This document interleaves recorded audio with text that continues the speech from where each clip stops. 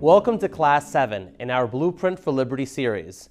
In this class, we're going to examine a topic that touches nearly every aspect of our lives, from the cost of your groceries and your mortgage to the very independence and sovereignty of the United States. Our topic is tariffs and trade. Now, you may be thinking, I'm not an importer or exporter. Why should I care about trade? The answer is simple. Whether you're building a home, buying groceries, filling your car with gas, or trying to make a living in American industry, tariffs and trade policies affect you directly. Let's return for a moment to the analogy used by Dr. Wolverton back in class number 2. You've hired an architect to design your dream retirement home. You've saved for it, you've planned for it, and now it's time to build.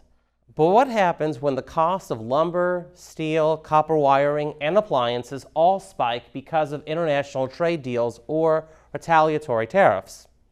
Take 2018, for example. The United States imposed tariffs on Canadian softwood lumber.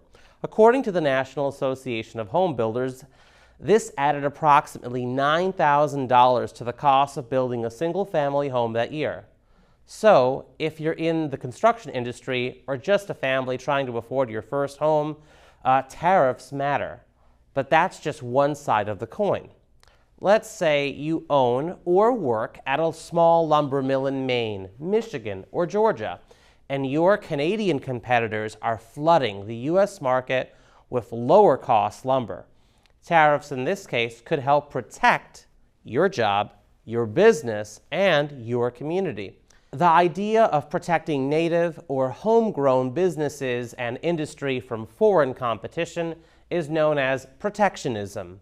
Additionally, if you are that business owner or an employee of it, then you would directly and immediately benefit from those tariffs.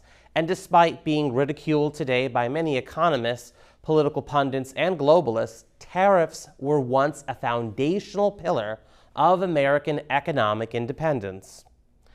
The Oxford English Dictionary defines protectionism as the theory or practice of shielding a country's domestic industries from foreign competition by taxing imports. In fact, when our Navy was built with New England white oak and Georgia live oak, protectionism wasn't some outdated theory. It was a matter of national survival. For example, the heavy frigate USS Constitution, also known as Old Ironsides, owes its strength to the live oak, which was considered the crown jewel of American shipbuilding timber for its strength and density in framing hulls. Grown in the Southeast in states such as Georgia and Florida, live oak gave ships such as the USS Constitution an edge over Britain's Royal Navy ships such as the HMS Guerriere, which was famously captured and destroyed by the crew of the USS Constitution in the War of 1812. The founders understood the significance of protectionism for national defense. In his message to the First Congress, President George Washington said, "A free people should promote such manufactories as tend to render them independent of others for essential, particularly military, supplies." Even Adam Smith, the father of modern free trade theory, admitted in The Wealth of Nations, "There seem, however, to be two cases in which it will generally be advantageous to lay some burden upon foreign for the encouragement of domestic industry.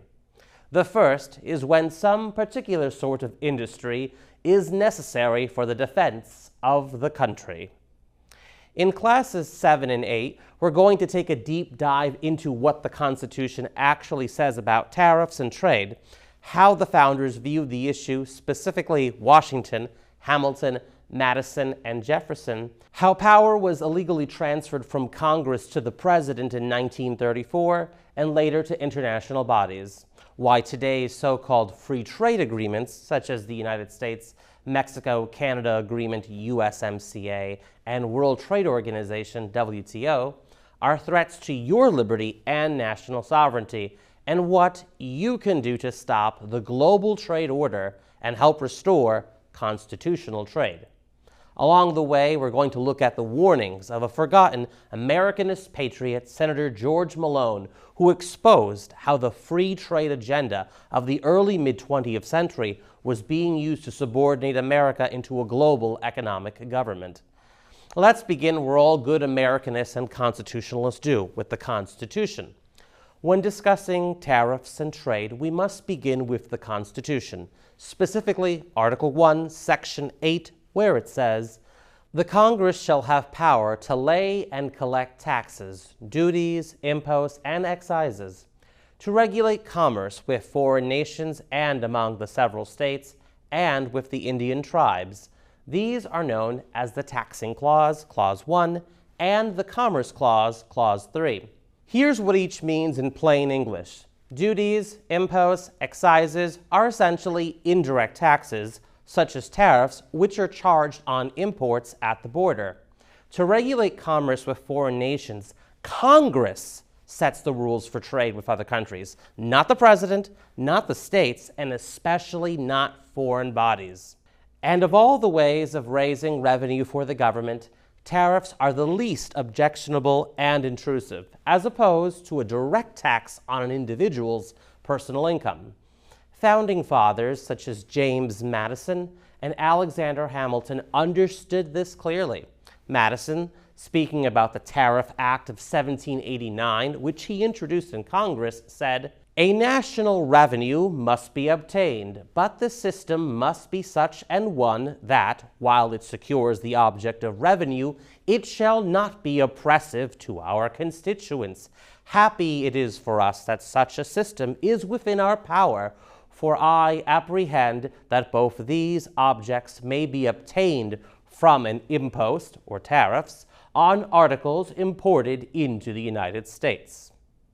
Hamilton liked how tariffs allowed each citizen to, for the most part, set his own level of taxation. In Federalist Number 21, Hamilton explained, "Imposts, excises, and in general all duties upon articles of consumption may be compared to a fluid which will in time find its level with the means of paying them. The amount to be contributed by each citizen will in a degree be at his own option and can be regulated by an attention to his resources. The rich may be extravagant, the poor can be frugal, and private oppression may always be avoided by a judicious selection of objects proper for such impositions." That is a far cry from the income tax, which not only discourages people from wanting to earn more money and generate wealth, but requires an army of tax collectors to enforce. Think of the thousands of IRS employees, for example. In fact, when Abraham Lincoln was still a little-known Whig congressman from Illinois, he made the exact same point. The tariff is the cheaper system because the duties being collected in large parcels at a few commercial points will require comparatively few officers in their collection, while by the direct tax system, the land must be literally covered with assessors and collectors going forth like swarms of Egyptian locusts, devouring every blade of grass and other green thing. In hindsight, Lincoln's vivid depiction of tax collectors as locusts appears to have been prophetic and accurate. Nevertheless, it's no surprise that classical free trade economists have generally favored indirect taxes, such as tariffs, over direct taxes, such as our modern progressive income tax, in which the more you make, the more the government takes from you. Adam Smith wrote in The Wealth of Nations, "To subject every private family to the odious visits and examination of the tax gatherers, in the same manner as we subject the keepers of alehouses and the brewers for public sale, would be altogether inconsistent with liberty." In other words, beware when the taxman cometh. The states granted Congress the power to impose tariffs in part to raise revenue for the federal government. In order for the revenue tariffs to successfully raise revenue, vigorous trade with foreign nations is needed, not less trade. So raising revenue through tariffs is by no means isolationist, it's the very opposite of isolationism. This also results in moderate revenue, which in turn leads to having a financially leaner and smaller federal government, one that actually fits within its constitutional boundaries. In the Federalist number 21, Hamilton pointedly explained how tariffs breed moderation. He wrote, "It is a signal advantage of taxes on articles of consumption that they contain in their own nature a security against excess. They prescribe their own limit. If duties are too high, they lessen the consumption, the collection is eluded, and the product to the Treasury is not so great as when they are confined within proper and moderate bounds. This forms a complete barrier against any material oppression of the citizens by taxes of this class, and is itself a natural limitation of the power of imposing them." In other words, Hamilton supported tariffs for revenue because they were self-limiting, unlike income taxes. And these powers were deliberately and exclusively granted to Congress, not the President. Article 1, Section 8 is a list of congressional powers, and the founders placed economic power squarely in the hands of the people's representatives. That's why Article 1, Section 10 says, "No state shall, without the consent of the Congress, lay any imposts or duties on imports or exports." So Congress, and Congress alone, can impose tariffs, regulate trade deals, and make decisions that impact the American economy. What about the President? As far as the Constitution is concerned, he can propose, recommend, sign, or even veto tariff laws, but he cannot unilaterally impose tariffs or enter into binding trade treaties. The Constitution gives those powers exclusively to Congress. That constitutional method prevailed for more than 130 years, but in the 1920s and 30s, in particularly 1934, things changed, which we'll get into shortly. But before that, it's important that we see what the founders said about trade and tariffs. While it's often claimed that the Founding Fathers favored free trade, the actual historical record tells a more nuanced story. Many of them began as free traders in theory, however, experience under the imperial British boot, economic warfare, and foreign dumping taught them the value of protective tariffs for both national defense and domestic prosperity. We already saw how in President George Washington's message to Congress in 1790, he favored domestic manufacturing to avoid dependency on foreign nations for essential war-making materials. That was not protectionism for its own sake, it was protectionism in the defense of liberty. And we also saw how James Madison, when he introduced the Tariff Act of 1789, expressed the need for tariffs to generate revenue, especially since there wasn't any income tax back then, and that it shouldn't be oppressive. Like Madison, Thomas Jefferson, who also began more as a free trader, also reversed course later in life. In an 1816 letter, he wrote, "He therefore who is now against domestic manufacture must be for reducing us either to dependence on that foreign nation, or to be clothed in skins and to live like wild beasts in dens and caverns. I am not one of these. Experience has taught me that manufacturers are now as necessary to our independence as to our comfort." This is a powerful admission. Jefferson realized that a nation without manufacturing could not remain independent, any more than a person without food could remain self-sufficient. Jefferson also wrote a letter to French economist Jean-Baptiste Say in 1815. "The prohibitory duties we lay on all articles of foreign manufacture, which prudence requires us to establish at home with the patriotic determination of every good citizen to use no foreign article, which can be made within ourselves, without regard to difference of price, secures us against a relapse into foreign dependency." Tariffs, in Jefferson's mind, weren't just a matter of economic policy, they were essential for maintaining American economic independence.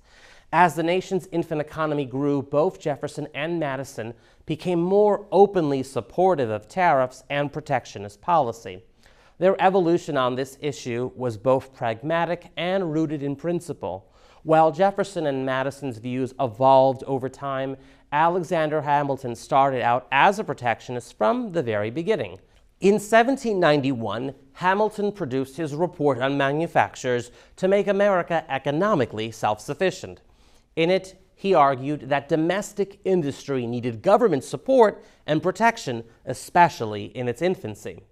To maintain between the recent establishments of one country and the long-matured establishments of another country, a competition upon equal terms, both as to quality and price, is in most cases impracticable. The disparity in the one or in the other, or in both, must necessarily be so considerable as to forbid a successful rivalship without the extraordinary aid and protection of government.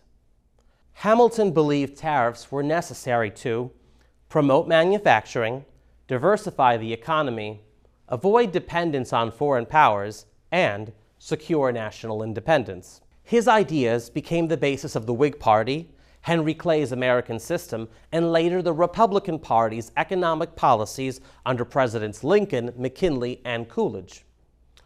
What these founders all recognized, whether from the beginning as with Hamilton or later through experience as in the case of Jefferson and Madison, is that economic independence is inseparable from national independence. They also agreed that tariffs were constitutional because Congress controlled them under Article 1, Section 8. They were voluntary and indirect. You only pay if you import, and they were easier to manage without violating one's liberty. In fact, for most of U.S. history, tariffs were the main source of federal revenue, but that changed in the early 20th century. Despite what we've learned from the Founding Fathers, today's presidents routinely impose tariffs, sign trade deals, and attend global economic summits that bind the United States to international trade agreements. So how did we get here? The answer lies at a critical turning point in 1934, when Congress essentially abdicated its constitutional trade authority to the executive branch. Let's delve into how this power shift happened and why it matters today. Tariff rates fluctuated throughout the 19th century, with the average tariff reaching a high of 46.73% in the 1890s. But during the Woodrow Wilson administration, Congress lowered tariffs at an almost uniform rate of 3% per year until they reached a low of 16.4%. But soon, three new factors entered into the trade equation. One, foreign dumping of agricultural products below their production cost. Two, foreign governments devaluing their national currencies in order to circumvent duties. And three, U.S. farmers demanding that Congress protect them from these practices. In haste, Congress passed the Emergency Tariff Act of 1921, aimed at protecting American wheat, flaxseed, corn, beans, peanuts, potatoes, rice, onions, peanut oil, cottonseed oil, soybean oil, cattle, sheep, fresh and frozen meats, cotton, wool, sugar, butter, cheese, milk, tobacco, apples, cherries, and much more. The following year came the Tariff Act of 1922, which introduced the concept of flexibility. Under this law, Congress authorized the president with the power to reduce or increase existing tariff rates by no more than 50%, but only after a thorough investigation by the Tariff Commission that was originally created by Congress in 1916. So here we see the very beginnings of Congress gradually ceding its constitutional power over to the executive. But the situation didn't really change until 1934, when at the insistence of then Secretary of State Cordell Hull, Congress agreed to essentially abdicate its constitutional tariff power over to the executive branch. It's important that we briefly look at Cordell Hull's role. Years earlier, as a Democratic congressman from Tennessee and as a member of the powerful Ways and Means Committee, Cordell Hull was the author and regarded as the father of the key federal income tax provision of the Revenue Act of 1913. Sponsored by Representative Oscar Underwood of Alabama, the chairman of the House Ways and Means Committee, the Revenue Act of 1913, also known as the Tariff Act of 1913 or the Underwood-Simmons Act, reestablished a federal income tax and significantly lowered tariffs. In 1894, Democrats who controlled Congress at the time passed the Wilson-Gorman Tariff Act of 1894, which imposed the first ever peacetime federal income tax into law. However, the following year, in the landmark case Pollock versus Farmers Loan and Trust Company, the U.S. Supreme Court struck down the income tax portion of the 1894 Act as an unconstitutional direct tax. But that decision was superseded by the ratification of the 16th Amendment in 1913. And as it was becoming clear that enough states were on track to ratify the amendment, Congressman Hull wrote the income tax portion of the Revenue Act of that year, knowing that it would not be struck down under the new, soon-to-be 16th Amendment. Hull's tax section of the law imposed a 1% tax on income above $3,000 per year, which affected only 3% of the U.S. population at the time. And although later Republican-controlled Congresses raised the tariff rates that the 1913 revenue law had lowered, Cordell Hull's income tax portion of the Revenue Act of 1913 remains significant. It marked a major shift in federal revenue policy, from relying almost exclusively on tariffs to depending primarily on income taxes. And it was Hull who was the central figure behind the shift. As Secretary of State under President Franklin D. Roosevelt, Cordell Hull was a key influential supporter of the Trade Agreements Act of 1934. This law marked a fundamental shift in U.S. trade policy by transferring primary authority from Congress to the President. Prior to the Trade Agreements Act of 1934, only Congress, under Article 1, Section 8, had the power to impose tariffs, set import duties, and regulate trade with foreign nations. But the Trade Agreements Act of 1934 empowered the President to negotiate bilateral trade agreements with foreign nations, raise or lower tariffs by up to 50% without the approval of Congress or the Tariff Commission it had previously set up, and sign deals that Congress had never debated in public. And what was their justification? Reciprocity. President Franklin Roosevelt and Secretary of State Cordell Hull claimed that if we reduced tariffs, other countries would lower theirs, which they claimed would in turn bring about peace and prosperity. The reality was anything but. Instead, the executive branch became the new trade authority, and as such, it began negotiating trade deals that benefited foreign nations, multinational corporations, and the then emerging global bureaucracy, rather than the American people. One of the few men in Congress at the time to recognize and expose what was happening was Senator George Wilson Malone of Nevada. Throughout the 1950s, Senator Malone sounded the alarm from the Senate floor and in his 1958 book, Mainline. In fact, this book, Mainline by George Malone, was recommended reading by Robert Welch in the early years of the John Birch Society. I have read it and highly recommend that you, along with every member of Congress, read it too.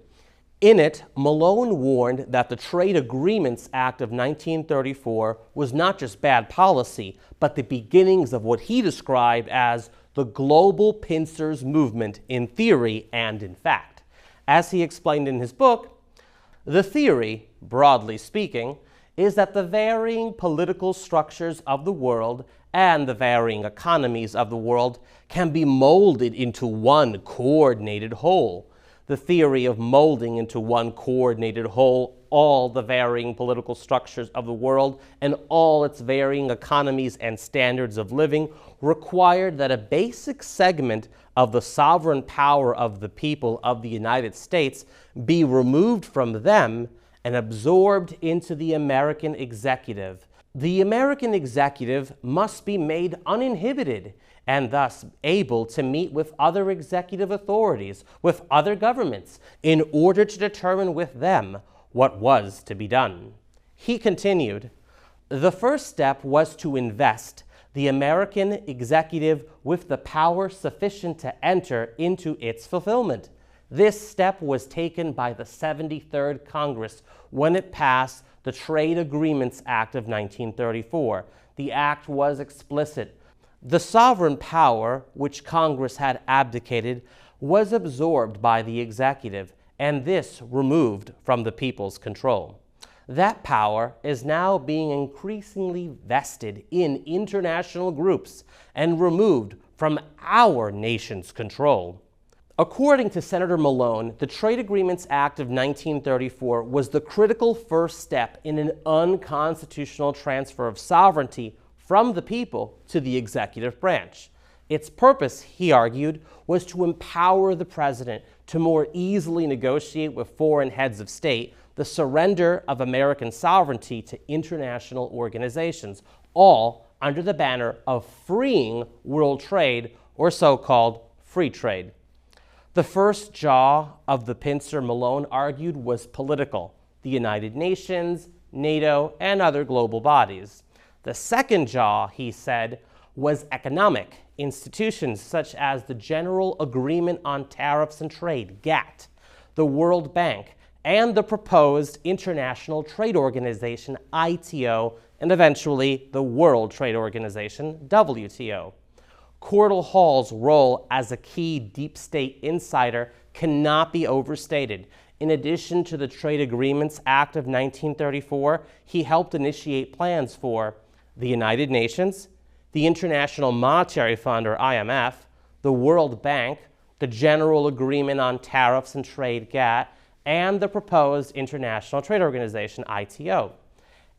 And the last two, GATT and the ITO, we'll cover in our next class, Class 8, in which we'll explore the rise of the global trade order and what you can do to help restore constitutional trade.